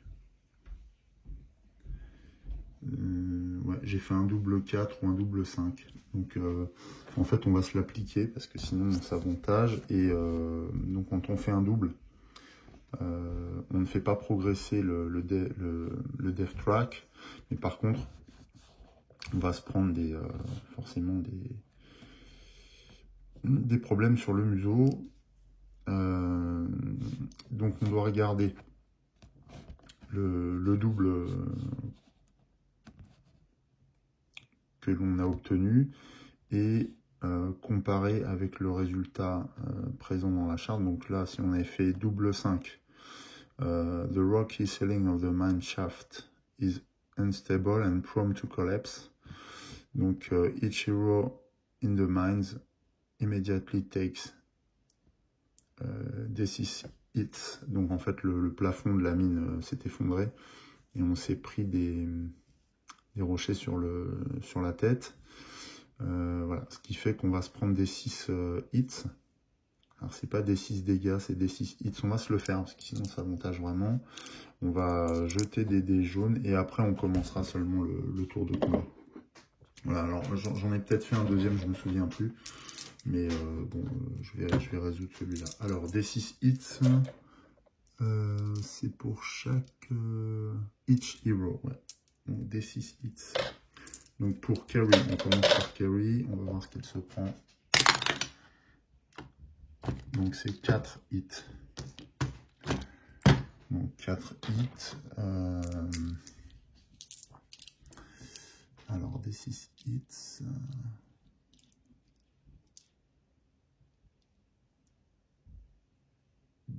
Ouais, donc il faut qu'on fasse des jets de défense hein, tout de suite, tout simplement. Donc il faut qu'elle obtienne des 5 là sur. Donc c'est comme si on avait pris 4 d'emblée. Alors ce que je ne sais pas, c'est si je dois lancer les dés là. Parce que j'ai pas de résultat d'attaque en fait.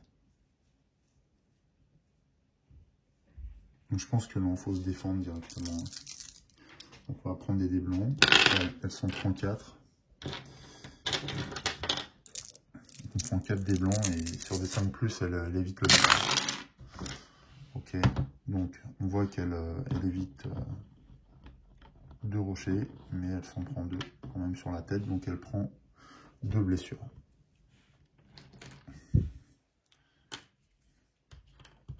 Ouais. Elle se prend 2 blessures. Voilà, c'est au tour de Red. Bien, il se prend également 4 hits. Alors lui, en défense, il a 3+. Donc on y va. Et lui, il se prend, on voit, il se prend 1 dégât. Quand même. Voilà, donc ça, le plafond leur est tombé dessus. Mais bon, ils s'en sortent quand même pas trop mal, on va dire. Parce que ça aurait pu être beaucoup plus catastrophique. Sachant qu'on rentre là dans un combat et que il peut encore se passer des choses avant même la première attaque. Ok, donc voilà, une fois qu'on a maintenant que j'ai un peu rétabli la barre à ce sujet, eh bien on va pouvoir démarrer le combat.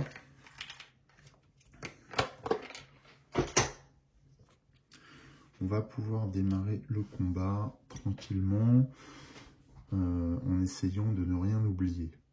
Donc, bien d'abord, justement, c'est un Hold Back the Darkness que nous allons lancer. Et donc, cette fois, c'est un 10, donc c'est suffisant et ce n'est pas un double. Donc, il n'y a pas à consulter la Death Event Chart. Et c'est tant mieux. Donc, le Hold Back the Darkness, pas de problème. Ensuite, initiative revenant à Carrie, puisqu'elle a 10 par son Quick Draw, elle dégaine. Elle dégaine son revolver favori, donc on va prendre 3 dés rouges pour celui qui inflige des dégâts critiques, et 2 dés blancs pour celui qui inflige pas de dégâts critiques, son light pistol. Alors je sais pas si j'ai droit, c'est pas spécifié, mais moi j'estime qu'elle dégaine son arme favorite en premier, et son arme favorite est le pistolet le plus le plus efficace en fait. Hein. Donc, ce qui me semblerait logique en fait dans une telle situation.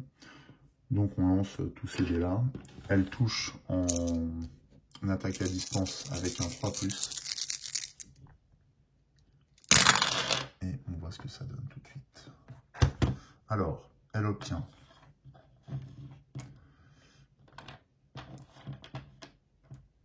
4 hits. Ok. Donc là, on va assigner les dégâts et on fera le jet de dommage ensuite. Alors, on a quand même oublié un truc important qui peut être déterminant dans l'assignation. C'est que je vous l'ai dit, hein, c'est un tour normal, donc il faut qu'elle bouge. Donc je vais lancer un dé de mouvement. Elle fait 2 en mouvement. Elle va avancer de 1 pour se mettre à côté de Red et constituer un front qui va limiter les possibilités pour les assaillants ennemis de les déborder et de les attaquer de toutes parts et donc d'augmenter les hits potentiels. C'est pour ça qu'il ne faut pas oublier le mouvement en phase de combat non plus. Ça peut être déterminant tactiquement. Donc là, c'est bon. Donc elle a tous ces hits à attribuer. Voilà, sur 5, elle en a 4, hein, on l'a vu. Donc, sur qui elle peut tirer? Eh bien, elle a un range de 6, avec ses revolvers. Donc, 1, 2, 3, 4, elle peut toucher celui-là. 1, 2, 3, 4, 5, elle peut toucher celui-là. Et 1, 2, 3, 4, 5, 6, elle peut toucher celui-là. Il n'y a pas d'obstacle dans la ligne de mire pour toucher la Night Terror, donc forcément elle va quand même opter pour endommager un maximum la Night Terror. Alors ça, ce sont les hits, il va falloir lancer pour les dommages, hein, elle peut faire des dommages. Donc elle va affecter ces 2 hits là à la Night Terror, et c'est ceux-là aux araignées, ce qui fait que les araignées n'ayant pas de défense, elle va en détruire 2 en fait. Mince, j'ai fait tomber une charte. Donc,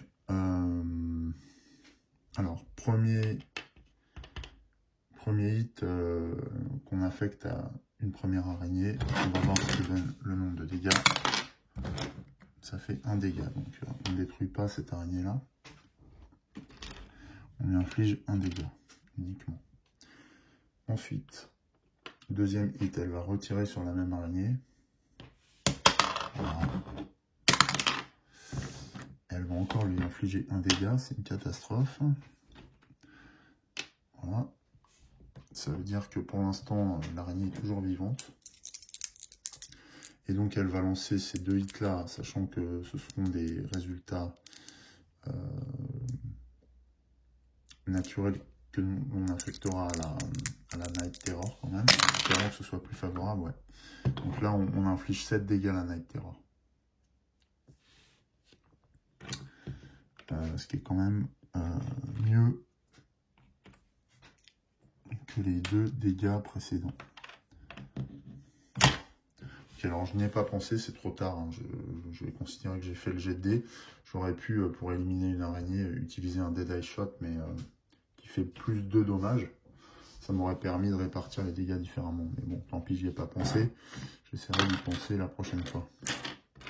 Voilà, donc pour le tour de Carrie, c'est tout. On passe aux araignées. Alors les araignées, de la même façon qu'un personnage joueur, elles vont déjà se déplacer. Et donc on va gérer le groupe des Void Spiders dans un premier temps. Donc elles vont toutes se déplacer en même temps, sachant qu'on va commencer à déplacer celle qui est la plus proche de nos héros. Et ainsi de suite. Pour se déplacer, elles vont targeter un héros spécifiquement, donc 1, 2, 3, donc Carrie, 4, 5, 6, Red. Donc pour celle-là, hein. Voilà. Donc 4, 5, 6, elles foncent sur Red en fait. Voilà. Ensuite, La seconde, alors s'il y avait eu 3 personnages, on aurait relancé un dé pour targeter un personnage différent de manière aléatoire. Mais là, dans la mesure où il y a 2 personnages, la seconde se dirige naturellement vers le second héros. Donc elles ont, donc nos personnages ont chacun une araignée sur eux. Les autres suivent. Donc là, ils ne peuvent pas targeter directement, donc ils avancent au plus près. Donc 1, 2, 3, voilà. Donc ça c'est bon, elles ont 8, hein, les araignées, on peut y aller, même celle-là, 1, 2, 3, voilà. Et donc, ben voilà, les choses se présentent comme ça. Mais c'est vrai que de la façon dont on s'est positionné, on limite quand même les possibilités pour les araignées de nous infliger des dégâts trop nombreux. Donc c'était l'intérêt. Donc, on va commencer par Carrie. Elle se prend potentiellement 2 hits par l'araignée, qui va essayer de lui planter ses crochets. Et donc, l'araignée obtient des 4+, on voit qu'elle touche sur des 4+, donc 2 touches. Et on va voir si Carrie peut s'en défaire grâce à sa défense de 5+. Elle stoppe une touche. Et donc, eh bien, il y a une touche qui porte. Donc, une touche porte, Carrie subit 2 dégâts supplémentaires. Avec les 2 subis lors de l'effondrement de la mine, ça fait déjà 4. Sachant qu'elle a, je vais vérifier, elle a 10 ou 11, je ne sais plus. Carrie. Non, elle a 10. Hein. Ouais. Elle n'a pas gagné de points de health supplémentaires. Donc Carrie a, eh ben, c'est pris l'attaque de plein fouet. Là. On voit que ces araignées peuvent être quand même dangereuses. Du coup, l'attaque est terminée. On passe à l'araignée qui cible raid. Donc de la même manière, on lance 2 dés. Alors, elle obtient 2/6. Alors, il n'y a pas de jet critique pour les ennemis. C'est une chance, parce que là, sinon, j'aurais... je pense que Raid aurait pris cher.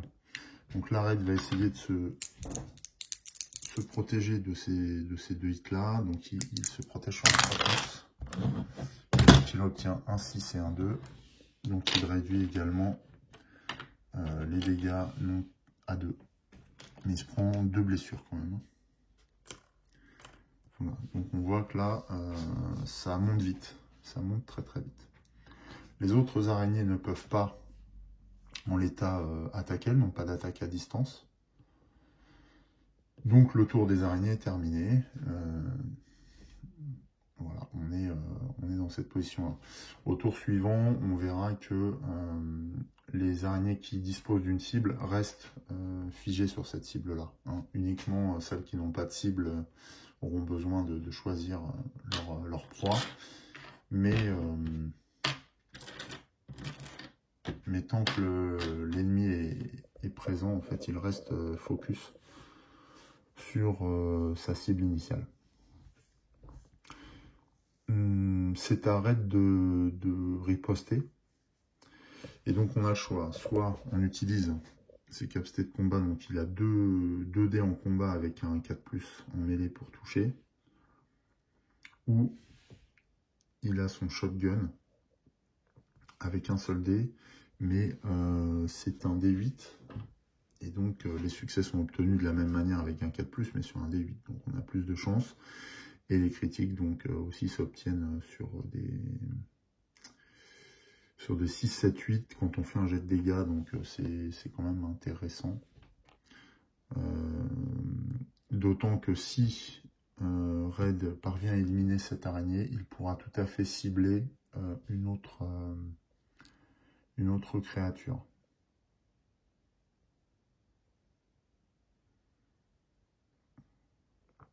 Alors je pense par contre que la Night Terror est trop loin, puisque la portée du shotgun est de 5, donc on ne pourra pas l'atteindre.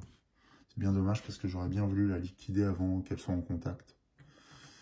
1, 2, 3, 4, 5, ouais non, on peut pas. Bon, ça fait rien, on va quand même utiliser le shotgun. Allez, donc shotgun dans l'araignée, il obtient 8, donc un critique. L'araignée n'a pas de défense, donc on va pour connaître les 8 aussi. Donc l'araignée explose littéralement, il y en a partout. Et donc c'est Red qui emmagasinera les points d'XP pour cette destruction. Dans la mesure où Red a tué un ennemi, il peut tirer de nouveau. Donc là, il va essayer de dégager Carrie pour qu'elle puisse du coup choisir une cible. C'est un 3. Donc c'est un 3, ça ne sera pas suffisant. Il loupe son deuxième tir. Et donc l'araignée reste présente.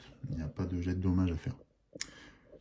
Voilà pour le tour de Red. Alors, j'ai aussi oublié, Red était présent sur la map tile de la Night Terror. Donc il prend 2 Horror Hit, alors qu'à son tour, Carrie, elle est venue, donc elle n'était pas sur la même... elle n'était pas sur la même map tile au moment du début de son tour. Donc on va devoir lancer 2 dés pour Red, voir si elle se prend des dégâts en Sanity. Alors, donc, oui, j'aurais dû lancer des rouges. Donc il se prend, je vais le reproduire, voilà. Donc il se prend un hit, un horror hit dû à la présence de la Night Horror, et du coup il va essayer de s'en défendre avec un jet de willpower, et c'est un échec. Donc eh bien il prend 1 point de dégâts de santé mentale. Voilà. Par contre, je suis en train de penser, anytime you kill an enemy, you may heal 1 wound and sanity and gain 10 XP. C'était au coup précédent, il pouvait enlever un point de dégâts, puisque voilà, il n'avait pas encore le point de dégâts mental, donc on ne peut pas le réduire, mais il pouvait quand même se soigner d'un dégât, donc je le fais. Voilà, il y a plein de petites règles comme ça qui peuvent être un petit peu perturbantes dans le tour de jeu. Il faut essayer de rien oublier. Mais bon, là je vais peut-être un peu vite. Il va falloir que je ralentisse un petit peu. Je prenne le temps de regarder à chaque fois les caractéristiques de nos personnages. Et ça à chaque jet de dés, quoi. Et à chaque résultat obtenu. Pour voir quelles sont les conséquences en connaissance de cause. C'est vrai que c'est un automatisme à prendre, c'est pas évident au début. Voilà, parce qu'on a vraiment beaucoup de choses à faire dans ce jeu. On est occupé tout le temps. Il n'y a pas de temps mort. Il n'y a pas de temps mort du tout. Donc le tour de Red, cette fois, est terminé, puisqu'il a rattrapé le coup là, avec son jet de Sanity. Mais c'est à la Night Terror d'avancer. Alors, elle ne peut pas cibler directement puisqu'elle n'a pas de passage. Ici, c'est trop étroit. Ah, quoique.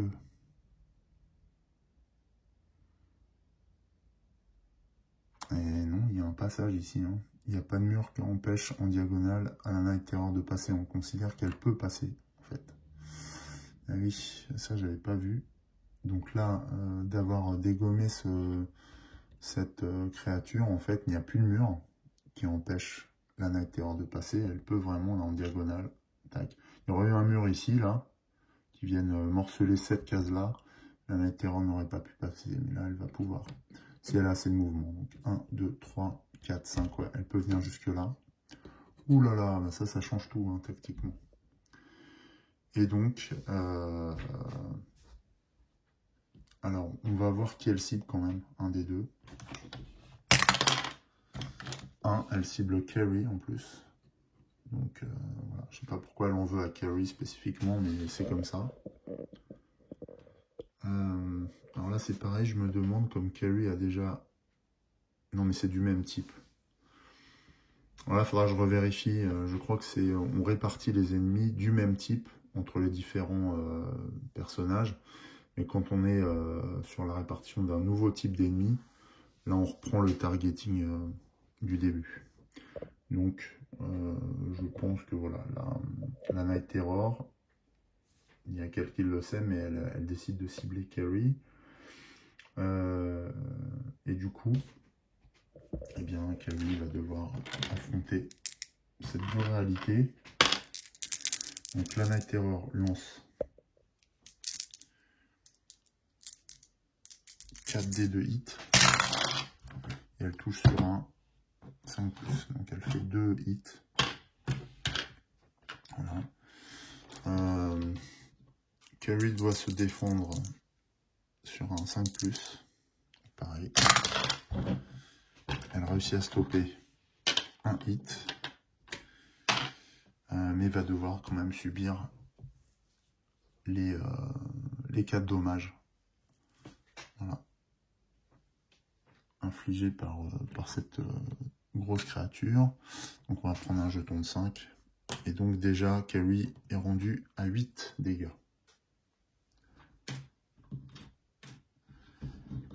Voilà. D'ailleurs,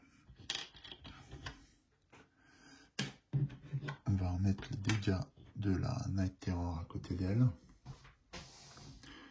Voilà pour le tour de la Night Terror. On arrive à la fin du tour de combat. Déjà. Ouais. Donc bon, on voit que Carrie est en mauvaise posture.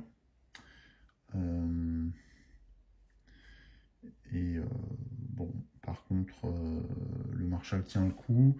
Alors là, l'avantage, c'est que la Night Terror va rester target sur Carrie, donc ça va laisser la possibilité à Red de lui tirer dessus aussi. Par contre, elle va pas pouvoir se dégager. Elle va être obligée de tirer sur l'araignée d'abord et ensuite sur la Night Terror. Ça, c'est un peu compliqué par contre. Ouais. Là, la situation est tendue déjà. Donc on va voir comment ça se déroule. Avant d'aller plus loin, on va inverser l'ordre d'initiative. On va faire une petite mise à jour. Donc là, la Night Terror est toujours 4e, mais cette fois, ce sont les araignées, puisqu'on va être dans le 2e round de combat. Donc c'est les araignées qui seront premiers. Et Carrie second. Donc là, il y a un risque important pour Carrie qui risque d'être mise KO si une attaque d'araignée porte. Ça va être compliqué, très compliqué. Voilà, donc on voit que le jeu n'est pas facile et que on est déjà dans une situation critique là. Ok, bon. Alors. Eh bien, on va passer au 2e round. Allez, le 2e round commence. J'ai un petit peu fait le tour des personnages, donc on a pas mal de grit, donc il va falloir absolument y recourir pour relancer les dés qui pourraient nous être défavorables. Mais pour le moment, c'est déjà le Hold Back the Darkness. Donc on obtient 7. Donc 7, le Death Trap n'avance pas, il n'y a pas de double, donc tout va bien à ce niveau-là. Ensuite, c'est aux araignées d'attaquer. On voit que c'est l'araignée là qui est derrière, qui va attaquer Carrie. Encore une fois, donc elle touche sur les 4. Ouais, c'est une catastrophe. Elle fait 2 touches. C'est un 5 d'ailleurs. Voilà, et Carrie peut se défendre sur un 5+. Elle obtient un 5 et un 3. Elle va dépenser un grid pour relancer son 3. Et elle obtient un 5. Ouais, il faut savoir que quand on dépense un grid, on ne peut pas relancer 2 fois le même dé. Donc si on lance les deux, on a le droit qu'il y ait une relance. Hein, donc c'est pas évident. Là, on a eu de la chance, on arrête l'attaque. C'était à un cheveu. Donc Carrie n'est pas mordu de nouveau. Les autres araignées sont à l'arrière, ne peuvent pas atteindre les personnages. Donc c'est à Carrie de riposter. Elle a 4 shots grâce à ces 2 revolvers.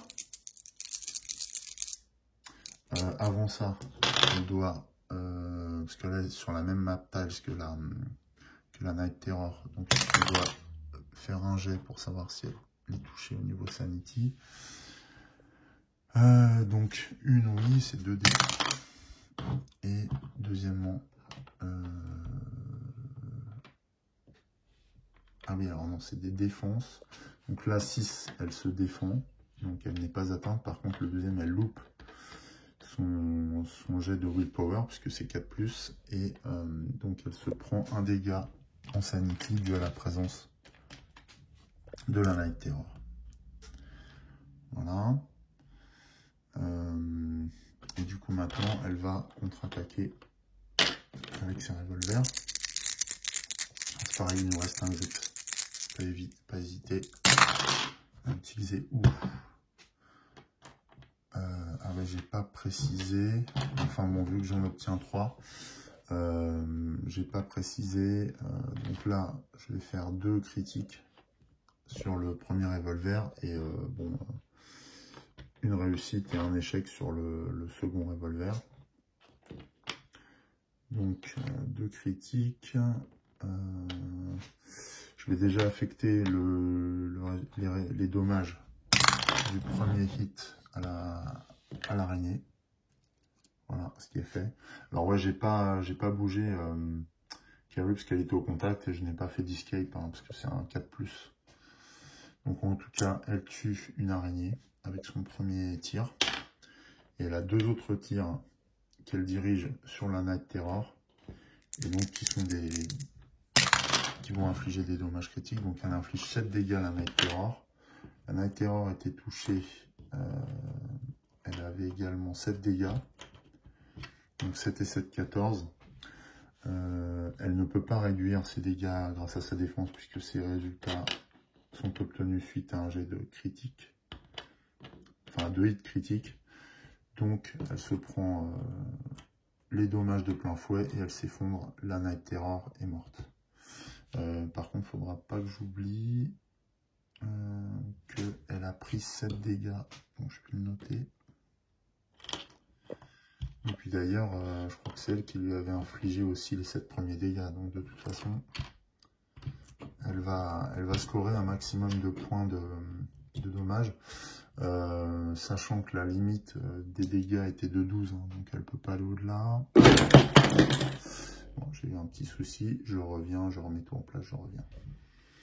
Mais donc avant ce petit incident de figurine, je disais que les blessures avaient été infligées principalement par, et totalement d'ailleurs par Carrie, donc elle allait scorer un maximum de points d'XP. Donc je vais laisser ça de côté pour l'instant, on le fera à la fin du combat. Et bien voilà, pour le tour de Carrie.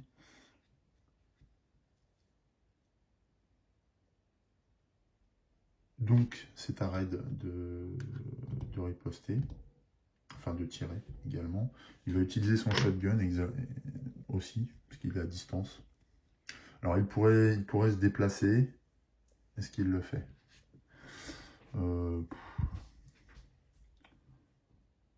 Alors du coup, il n'y a plus de jet de terreur à faire, puisque la Night Terror est détruite. Alors, est-ce qu'il se déplace pour venir au contact des araignées? Sachant qu'après, elles vont se déplacer elles-mêmes. Non, non, non, ils n'ont pas à y gagner en fait. Ils n'ont rien à gagner. Là, je vais enlever le token. Pas la peine. Voilà. Non, non, parce que en fait, si je me déplace, je vais créer une faille et là, elles vont pouvoir nous déborder et puis encore une fois risquer d'infliger beaucoup plus de de dégâts à Kerry que ce que je souhaite. De toute façon, la Kerry est bien embêtée. Hein. Il suffit qu'elle soit touchée une fois par une araignée et elle est KO. Bon, allez, donc le Marshal va tirer sans se déplacer. Allez, il fait un 8, donc il obtient un jet critique. Il n'y a pas de... Tiens, on va tirer dans celle-là. Il n'y a pas de défense pour les araignées. Il obtient un 5, donc il détruit cette créature. Puisqu'il détruit une créature, il soigne une blessure et une santé mentale. Ça, c'est chouette. C'est le Cleaning Up the West. Mais ouais, c'est sa vocation, en fait. Et il prendra 10 XP. Alors, vous voyez, hein, là encore, je vais manquer de matériel, quoi. Il me faut absolument les jetons de poker. Parce que là, ce serait nécessaire de le capitaliser tout de suite. Hein, parce qu'on a tué 2 créatures, déjà. Donc, ça, c'est une super chose. Et il peut de nouveau utiliser son shotgun pour tenter de massacrer une deuxième bestiole. Donc là, il obtient un 7. Donc encore un jet critique. Il tire sur la deuxième. Et 8. Donc bon, là encore, il explose. Donc, eh bien, il peut encore... C'est anytime you kill an enemy. Donc ça veut dire qu'à chaque ennemi tué, il se soigne. C'est assez énorme comme capacité, le Cleaning Up the West. One wound and one sanity. Ouais, c'est ça. May heal. Ouais, donc c'est ça. Hein. Il n'y a pas à tortiller. Donc, gros ménage. Gros ménage. De fait, là encore. Il reste une araignée néanmoins. Donc le danger reste présent, notamment pour Kerry. Voilà, le tour de combat s'achève comme ça. Nous allons entamer un nouveau round. Et je pense que ce sera le dernier de l'épisode. Voilà, comme ça on va... Comme ça je vais vous proposer en fait un second épisode qui repartira depuis la salle de la voûte là, nettoyée, et on pourra avancer comme ça sereinement vers la suite de l'aventure. Allez, round suivant. Le round suivant devrait être beaucoup plus favorable à nos aventuriers, en espérant que Kerry ne soit pas trop inquiété quand même. Tout va se jouer sur finalement le jet de targeting de l'ennemi. On va déjà faire le jet de Hold Back the Darkness. Ouf, alors c'est un 12, donc c'est un double. Donc c'est un double, on prend le Death Event Chart et on le consulte. Voilà. Use the Death Event Chart for the world that the hero with the lantern is currently in. Death Event only affect heroes currently in the world. Ok. Et donc, when double are rolled for the Hold Back the Darkness roll, instead of moving the darkness, a death event occurs based on the double number that was rolled. Donc en fait, on regarde bien le résultat des dés et du double. Donc là, c'est un double 6.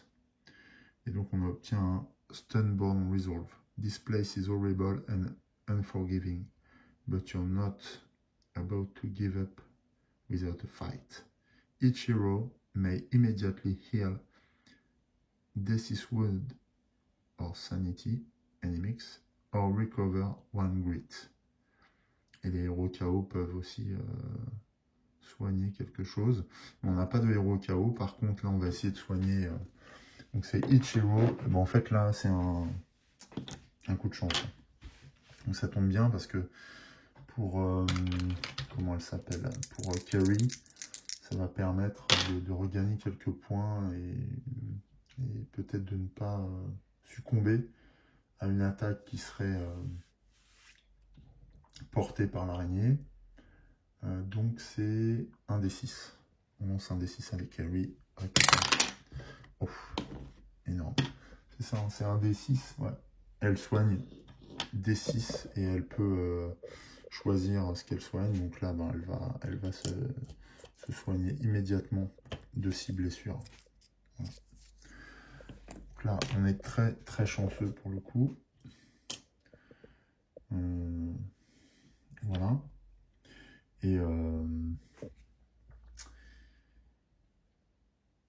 le Marshal, lui, n'a pas de blessure. Et donc, est-ce qu'on peut récupérer un grit à la place? Ouais, recover one grit, mais il est à son max. Donc, de toute façon, il ne peut rien tirer de cette situation. C'est pas très grave. Ok. Voilà. Donc, c'est à l'araignée. L'araignée va targeter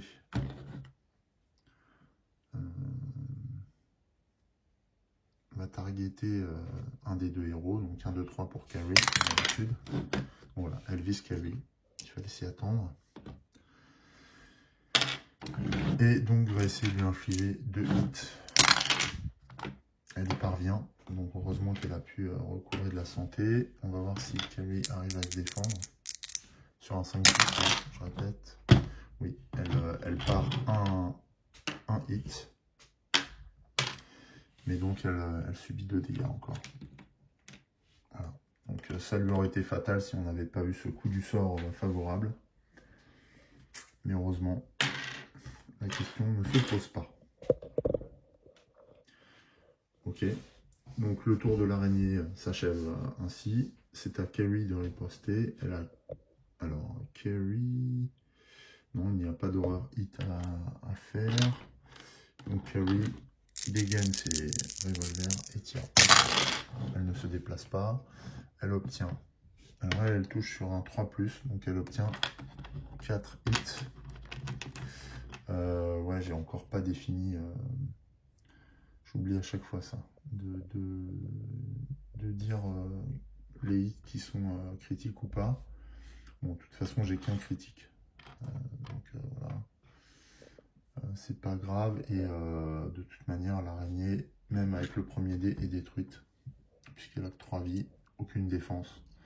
Donc Carrie vide son chargeur sur cette créature. Et débarrasse le secteur du dernier ennemi. Ouf, voilà. Donc le combat s'achève comme ça. Red n'a pas joué. Donc là, ça va être le moment de finir le combat. Alors il y a plusieurs choses à savoir quand on termine un combat. Premièrement, c'est que les aventuriers vont reprendre leur souffle. Donc Carrie, comme elle a déjà été activée, elle va récupérer D3. Elle va pouvoir récupérer D3 soit en blessure, soit en santé mentale. Bon, 1. Elle va enlever une blessure. Et dans la mesure où Red ne s'est pas activé, lui, il peut récupérer D6 ou un grit. Il récupère 2, mais il n'a rien de toute façon à récupérer. Voilà. Donc ça, c'est réglé. Ensuite, à chaque fois qu'une menace comme ça est terrassée, sachant qu'on avait pioché une seule carte de menace lors de déclenchement de ce combat, eh bien chaque protagoniste peut récupérer un loot. Voilà, donc on va mélanger.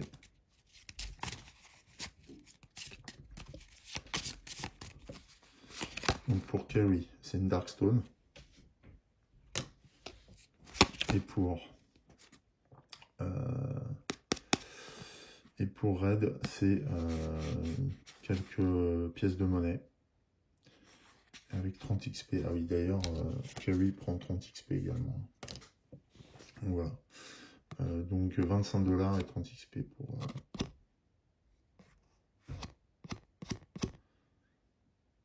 pour Red. Voilà. Voilà, c'est comme ça que s'achève le combat. Alors évidemment, maintenant je vais devoir reporter tous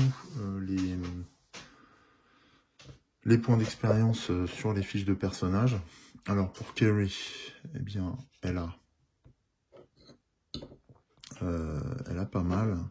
Parce qu'elle a 12 x 5, donc ça fait 60, plus 10, 70, plus 10 par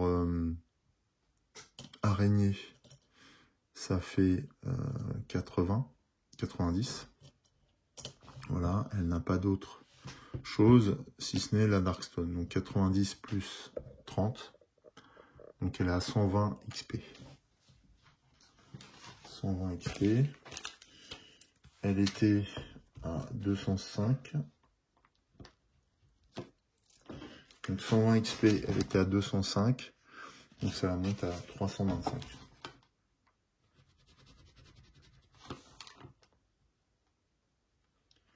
Et une Darkstone. Ah, je me suis trompé. Ah, elle n'était pas à 205, c'était Red qui était à 205. Elle était à 405 en fait. Donc plus 120, elle est à 525. Plus une Darkstone. Voilà, donc j'ai tout noté ici. 525, une Darkstone. Je vais barrer le 405. Et c'est bon. Voilà pour Kerry. Maintenant, pour Red. Red, il a abattu 3 araignées, donc ça fait 30. Plus 30 XP de loot, donc 60. Pour lui. Et il avait découvert... alors ça, je sais plus si je l'avais noté. Il avait découvert la map tile.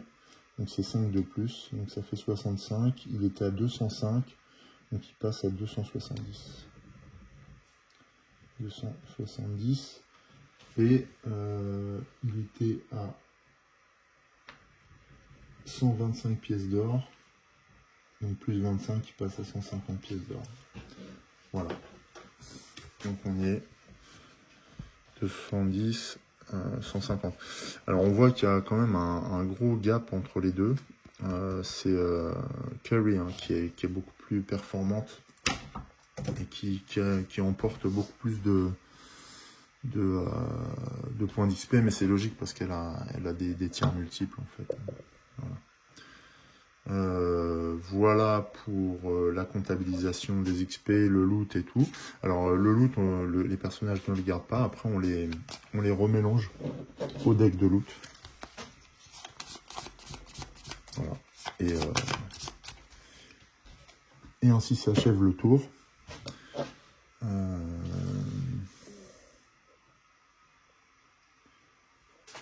On va débarrasser les fiches de tout. Les bestioles, voilà, c'est fait. Enlever tous les tokens qui traînent.